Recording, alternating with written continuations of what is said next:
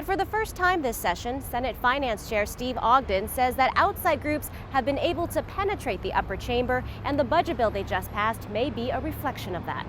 From education spending, now the state legislature wants to further cut education spending, to health care, some cuts don't heal, and the budget as a whole. Tell the Texas legislature to craft a conservative budget. Interest groups are doing what they've always done, influencing Texans and the people who represent them. On Wednesday, their efforts helped lead to a straight party line vote, with 19 Republicans supporting a budget that slashes government spending by $11 billion.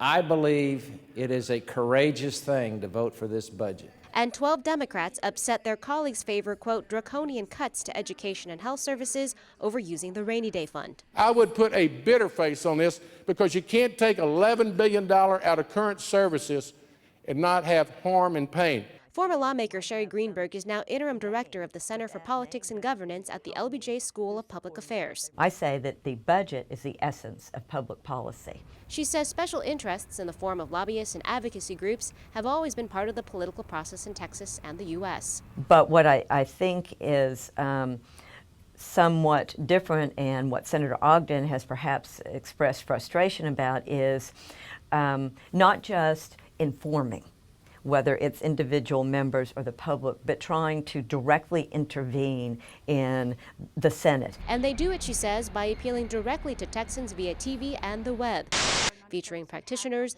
the everyman, and big names like former Senator Phil Gramm and movie star Tommy Lee Jones. The most well-known campaign this session comes from a conservative coalition headed by the Texas Public Policy Foundation. They've produced several ads with a broad and clear-cut message. It's time for us to wake up and remind them who they work for. Texans want a fiscally responsible conservative budget. Whether the ads come from the left, right, or center, Greenberg says the onslaught of outside information brings a new burden to voters to be more critical. It's upon you now to do your research and to find out who is backing and supporting this and dig deeper yourself.